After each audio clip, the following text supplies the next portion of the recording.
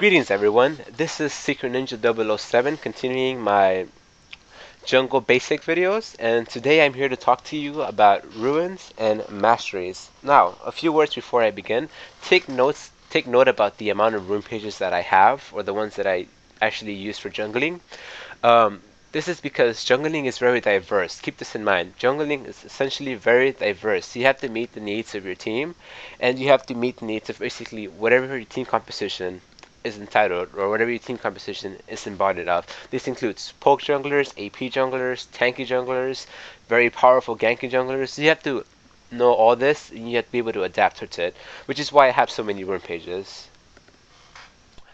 So, without further ado, let us begin going into my rune page. Alright, so the way I decided to start off this video is by talking about runes and masteries, and we'll go over my rune page. So first of all, let's analyze my grid row markup attack speed. Each of those runes gives me 1.7% attack speed, I believe. Quintessence, 1.5% movement speed. And we also have the armor yellows, which gives me 1.41 armor for each one of those runes. And last but not least, our blues, I like to run magic resist per level. So, for future notice, we can look at statistics on the right side, and that basically sums up our whole rune page for each ones. I will go over the ones I mostly use for jungling, and hope that you can learn something from these rune pages. So, this rune page, Speedy Gonzalez, I use it mostly on people that rely on attack speed. Skarner, really good with this. Udyr, really good. They benefit a lot from attack speed, movement speed, armor, magic resistance. Basically, all of this is just helpful if you want to get that fast jungle clear time and you want to get that armor. Now let's move on to darkness. I love to run this on Nocturne. Notice how on every rune page I have armor yellows. This is very important for the jungle because jungle creeps hurt a lot, and basically these keep you that extra sustain. Sure, you have 5 health pots now, before you didn't have them, but that extra armor is very helpful. So being level 30 actually provides great yield. We have armor pen and attack speed and magic resist. Magic resist is very important per level because later in the game AP starts stacking and they hurt a lot.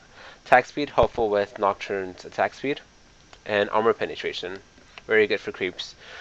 General rule of thumb for attack speed, for armor penetration, is usually plus 12 armor. I believe that's what one of the double golems has, and that basically helps you do a lot of true damage.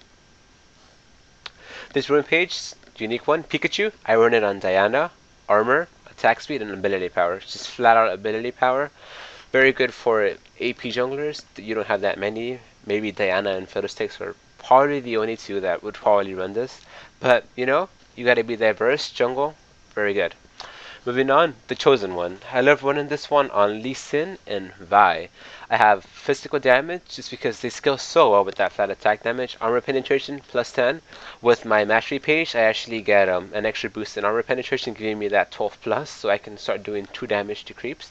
Armor, always take that, and magic resist for those late game scaling. I want you to notice just how important magic resist is, because you may not notice, but when AP starts to burst you down, that magic resist really comes in handy, and so consider that. Sticky. Run this on Maokai. Once again, we have that bonus armor. This one though, for reds, I'm actually running magic penetration and movement speed. Very helpful for ganking. Very helpful to clear the jungle. If you're a really fast clearer, always use that. Charizard. I run this on Shyvana. Plus 25 armor because Shyvana's early base armor is really low, but that really helps her out. Plus 9 armor penetration, plus 3.4 attack speed, and magic resist. Here, with Shyvana, it works very well with her. That bonus armor really helps her with, so you can max out your W and not worry about your sustain. Hug Me. I run this on very tanky people. I run this on Amumu and Alistar. Movement speed for those really powerful ganks, like we talked before about Maokai. Plus 21 armor, so you can actually get in there. Plus 23 magic resist per level, which scales. Very helpful. once again, the armor, very good for tower diving, very good for getting in there, have that extra courage, so you can just get in there and just gank without being afraid. Very helpful. Surprise, that movement speed to help you gank when you have that red buff, catch him up a lot faster. Plus 19 armor for that sustain. Usually I run this on people that are fairly squishy, mostly assassins.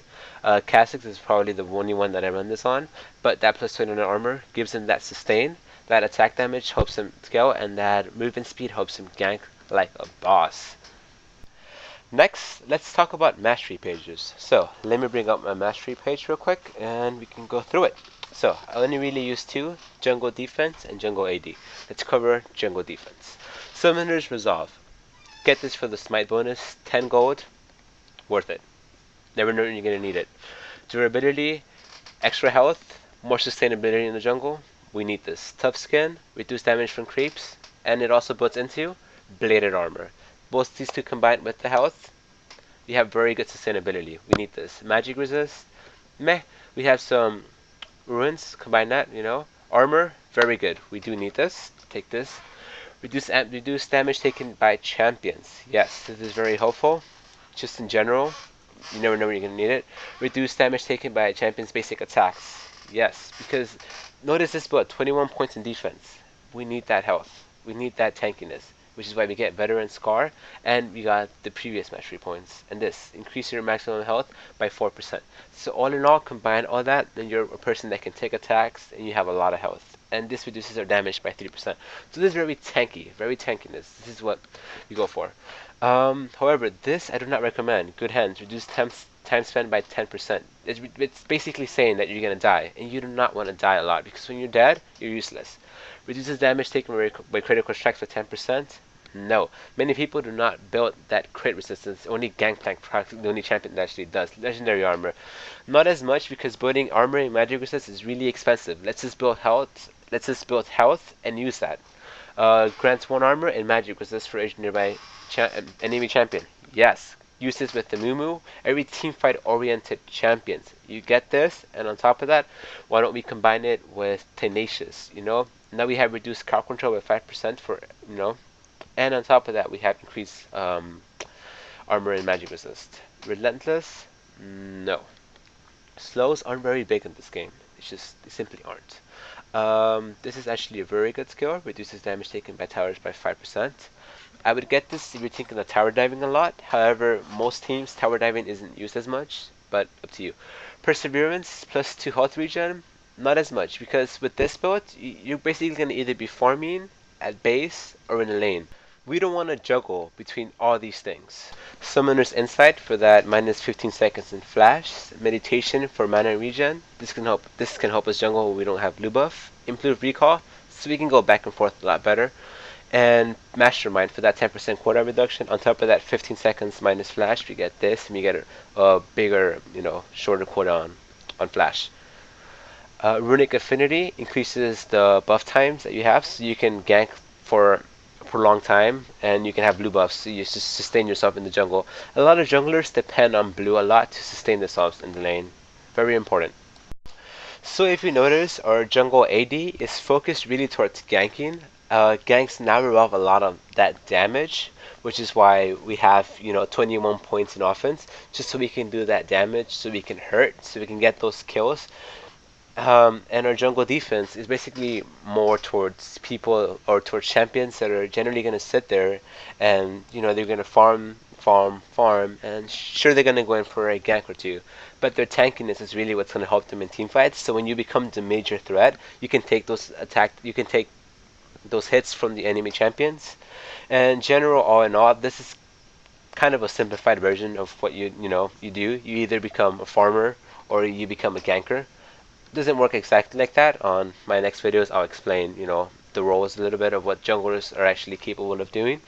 But a simplified version, ganker or farmer, you can do either, but it's better if you specialize on one than on the other, which is why I have these two ruin pages, just so when I go jungle AD, I'm going to be ganking, I'm going to be doing a lot of damage, and I'm going to be adding a lot of pressure on the lanes and getting those kills, you know? That's what we're doing here. So I hope you enjoyed this video. Hope you might have learned something regarding ruins and masteries. I do notice that it was a little bit longer than my other video, but you know, and I actually just kind of raced through this, if you noticed. You can go in some depth, but I hope that you learned the general idea behind Ruins and Masteries, and you can see why getting 30 points is important. You know, maybe you might have those 21 points in offense, but you'll be lacking those 9 points in defense. Your jungle might not be as strong, so when you go in there for a gank, you might not go in at say 70% health, but rather 40% or 50%, and that can change the difference of the whole outcome. You know, so take care.